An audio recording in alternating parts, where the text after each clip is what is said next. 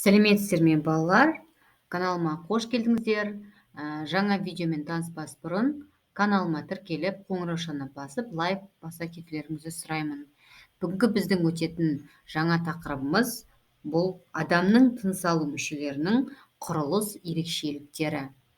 Организм мен сыртқы орта арасында оттектің еніп, көмірқышқыл газының шығарылуымен байланысты жүзеге асатын газ алмасу процесін біз тыныс алу деп атаймыз. Жалпы бастауыш сыныптан сіздер таныссыздар. Тыныс алудың маңызы неде? Тыныс алу бұл өте маңызды, білесіздер, иә? Өйткені ол арқылы газ алмасалады, және ал газ алмасусыз тіршілік ету мүлдем мүмкін емес. Оны білесіздер. Осы тыныс алу мүшелерінің құрылысына келетін болсақ, бұл мұрын қуысынан аңқа, кейде оны біз танау деп атаймыз, көмейден, немесе оны көмекей дейміз кейде, кеңірдектен және бронхлардан тұрады. Бұлар ауа тасымалдайтын жолдар болып табылады. Ал тыныс алудың негізгі мүшесі ол өкпе. Ал өкпеде газ алмасу процесі жүреді. Осы реттілікті жаттап аласыздар. Өйткені сіздерде тағы да қайталаймын, әр видеода айтам, тыныс алу мүшелерін атаңыз дегенде осы реттілік бойынша сіздер белгілейсіздер дұрыс жауабын. Тыныс алу дегеніміз не? Ол да бізде тестте үнемі келеді. Тыныс алудың мүшесі дегеніміз не? Яғни өкпе, ол да ұбт-да жиі кездесетін сұрақтардың бірі. Қызметі қандай процесс жүреді десе, яғни өкпеде газ алмасу процесі жүреді деп жауап бере кетесіздер. Суретпен қазір екінші слайдта танысам, әзірге мәтінмен танысып алайық. Осы мұрын қуысы ол екі танау тесігінен тұрады, оны сіздер білесіздер. Танау тесіктері арқылы ауа сүйек шеміршек қалқасымен екі бөлінген мұрын қуысына өтеді. Яғни оң жағы, сол жағы мұрынның кәдімгі. Әр бөліктегі қалқада мұрын қуысының ішкі бетін ұлғайтатын үш мұрын қалқаны болады. Яғни бұл ары қарай, мұрынның түбіне қарай. Мұрын қуысының барлық ішкі беті шамамен 100 см квадратты құрайды. Ол тербелмелі эпителий сілемейлі қабықпен жабылған және қан тамырларға бай болып қояды. Яғни бұның барлығы мұрын қуысының іші туралы айтылып жатыр. Қан тамырлармен аққан қан тыныс алу кезіндегі жұтқан ауаны дене температурасына дейін жылытады. Сілемейлі қабық бөлетін сілемей ауаны ылғалдайды және шаң мен тозаңды микробтарды ұстап қалады. Сіздер білесіздер ғой, жаңағы мұрын ішіндегі кірпікшелер шаң тозаңды ары қарай жібермей ұстап қалады. Сондықтан біз үнемі мұрынды жуып отырамыз, тазалап отырамыз. Енді суретке қайталап таныса кетейік. Жаңа мен мәтінмен айтқан, енді сурет бойынша. Бұл суретті дәптерлеріңізге салып аласыздар. Мұрын қуысы, мына мен мышкамен көрсетіп жатырмын, өздеріңіз қарап отырыңыздар. Мұрын қуысы, танау немесе аңқа дедік, ауыз қуысы көрсетілген, бірақ бұл тыныс алу мүшелеріне жатпайды. Жай суретте көрсетілген. Жұтқыншақ, мына жерде балалар қараңыздар. Жұтқыншақ деген мүше, сіздер ас қорыту тақырыбын өткен кезде сіздерге мұғалімдеріңіз айтқан болатын, яғни жұтқыншақ арқылы тамақ өтеді деп. Ал тыныс алу жүйесінде жұтқыншақтан ауа өтеді. Яғни бұл ас қорытуға да тыныс алу мүшелеріне жатады. Одан кейін көмей немесе көмекей, кеңірдек, өкпе, сол өкпенің ішіндегі құрылысы бронхлардан және бронхиолалардан және альвеолалардан тұрады. Қазір біз оларды сабақ барысында сіздерге түсіндіре кетеміз. Және диафрагма деген бар, бұл бұлшық ет, яғни кеуде қуысының құрсақ қуысынан бөліп тұратын бұлшық ет, диафрагма деген. Және 12 қабырға жұп. Ары қарай, сілемейде тұтылған микробтарды лейкоциттер фагоцитоздайды. Содан кейін эпителий кірпікшелерінің тербелісі арқылы шаң тозаңмен бірге сыртқа шығарылады. Яғни бұның барлығы мұрын қуысындағы болып жататын процестер айтып жатыр сіздерге. Мұрын қуысының сілемейлі қабығында иісті қабылдайтын иіс сезу мүшелерінің ұшы орналасады. Қараңыз, біз әртүрлі иістерді мұрын арқылы сеземіз ғой. Мұрын қуысынан жылытылған, ылғалданған және тазартылған ауа аңқа, яғни танау мен жұтқыншақ арқылы көмейге өтеді. Ал жұтылған ас тыныс алу жолдарына түспеуі үшін көмейге кіреберіс жері шеміршекті көмей қақпашығымен жабылып тұрады. Келесі мүше бұл бізде көмей. Немесе жаңа алдында айтып кеттік, көмекей деп айттық, Көмекей немесе көмей бұл ауаны жұтқыншақтан кеңірдекке өткізеді. Осы бірінші сөйлемге мән береміз балалар. Мен бірден айта кетейін сіздерге. ұбт-да көп кездесетін сұрақ былайдан kesеді, иә. Көмей мен жаңағы кеңірдектің арасындағы тыныс алу мүшесі. Немесе көмейдің алдындағы тыныс алу мүшесі. Немесе кеңірдектен кейін орналасқан тыныс алу мүшесі. Сондықтан осы реттілікті жаттап алыңыздар. Қай мүшеден кейін қайсы орналасқан. Яғни көмей ауаны жұтқыншақтан кеңірдекке өткізеді. Көмейдің іші қуыс түтік. Мына жердегі суретке қараймыз. Ол мойынның алдыңғы бөлігінде орналасқан. Көмейдің қабырғасы сіңірден және бұлшықеттерден жалғанған бірнеше шеміршектен тұрады.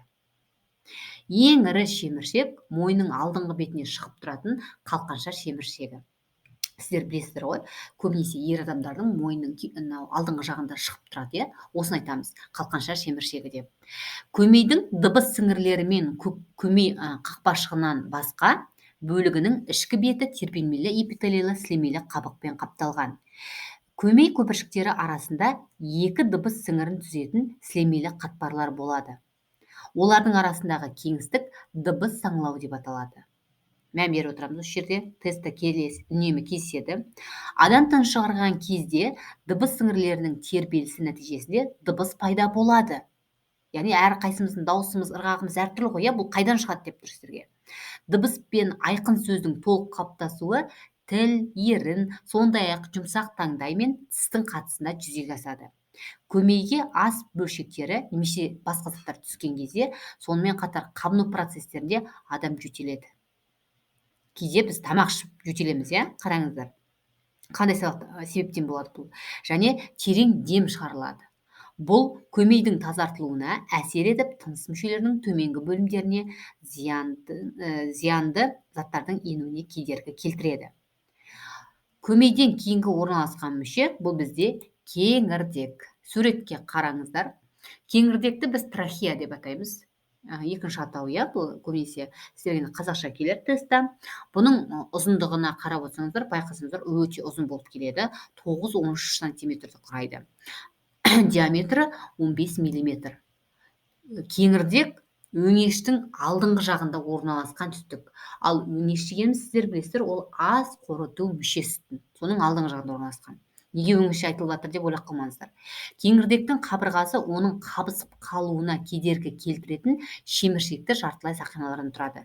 Міне суретке қараңыздар, ұзын сақиналар көп, сол бір-біріне жалғанған. Яғни осы шеміршекті жартылай сақинадан тұратын тыныс алу мүшесі деген сұрақ kesеді. Естеріңізге сала кетейін. ұбт-да. Сонда кеңірдек деп жауап бересіздер. Және де кеңірдектің артқы жұмсақ қабырғасы өңешке жанасады да, астың өңешпен еркін жылжуына мүмкіндігін тигізеді. Бронхлар осы кеңірдектің жалғасы, иә, оң және сол жаққа өкпеге кіреді. Міне, екі жаққа тармақталып тұр ғой, байқапсыздар. Бұлар бронхлар деп аталады. Және содан кейін өкпеде тармақталады да бронх ағаштың түседі. Ағашқа ұқсап тұр ғой, балалар, мән берейік мына жерде. Ең ұшындағы жіңішке бұтақшалары бронхиолалар деп атайды. Яғни мына бронхның ұштарында орналасқандарды бронхиола дейміз. Бронхиолалар деп аталады да альвеолалармен аяқталады. Қазір мен альвеоланы келесі слайдта сіздерге көрсетемін. Немесе оларды біз өкпе көпіршіктер деп атаймыз. Кеңірдек және бронхларда сілемей бөлетін тербелмелі эпителиймен астарланған және кірпікшелердің қозғалысы сілемей мен микробтарды жұтқыншаққа бағыттайды да соңына, яғни жұтылады. Енді келесі бізде тыныс алу мүшесі, бұл бізде өкпе. Суретке қарап отырамыз. Өкпе бұл кеуде қуысында орналасқан шымыр кеуекті жұп мүше. Бұны да мен қызыл түспен белгілеп қойдым, себебі тестте дәл осылай кездеседі. Кеуде қуысында орналасқан шымыр кеуекті жұп мүше дейді, өкпе деп белгілейсіздер. Өкпе екіге бөлінеді. Оң жақ өкпе және сол жақ өкпе. Оң жақ өкпе ол жүргелермен бөлінген 3 бөліктен тұрады. Қарасаңыздар, суретте анық көрініп тұр. Сол жақ өкпе 2 бөліктен тұрады. Жаттап аламыз. Оң жақ өкпе 3 бөліктен, сол жақ өкпе 2 бөліктен. Өкпенің сырты жұқа қабықшамен 2 жапырақшадан тұратын өкпе қаппен қапталған. Немесе біз оны плевра дейміз. Жаттап аламыз. Өкпенің сырты плеврамен қапталған, немесе өкпе қаппен. Өкпе қаптың сырты жапырақшасы кеуде қуысының ішін астырлайды, ал ішкі жапырақшасы бүкіл өкпені қаптап жатады. Екі жапырақша арасында өкпе қап қуысы бар. Мұнда аз мөлшерде өкпе қап сұйықтығы болады. Сұйықтық өкпенің тыныс қозғалысы кезінде жапырақшалардың үйкелісін азайтып отырады. Енді мына суретке қараңыздар. Видеода бұл жерде альвеолалар берілген. Мына қараңыздар. Мынау жаңағы бронх болды ғой. Одан кейін бронх тармақтары болды. Ал мынау ұшында домалақ, яғни қан тамырларымен қапталған, бұл бізде альвеолалар, немесе біз бұларды өкпе көпіршіктер деп атардық. Бұлардың қызметі қандай екен? Тыңдайық. Альвеолалардың диаметрі 0,2-0,3 мм, тереңдігі 0,6-0,3 мм ауаға толы өкпе көпіршіктері. Мән береміз сөйлемге. Үнемі естиді, қайталаймын. Өкпе көпіршіктерінің қабырғасы бір қабатты эпителийден тұрады, ал сырты капиллялардың қалың торымен шырмалған. Көріп тұрсыздар ғой, сыртын қаптаған, яғни қан тамырлары. Капиллярлар мен өкпе көпіршіктерінің жұқа қабырғасы арқылы газ алмасу процесі жүреді. Біз жаңа ғана айттық, иә? Ең бірінші слайдтың бетінде қарап алыңыздар. Газ алмасу процесі бұл өкпеде жүреді. Осыған мән беріңіздер. Тыныс алу мүшесі өкпе дедік қой. Қалғандары жаңағы ауа өтетін жолдар болып табылады, қалған мүшелердің барлығы. Адамның өкпесінде шамамен 700 миллион өкпе көпіршіктері бар. Олардың жалпы беті 120 метр квадратқа дейін болады.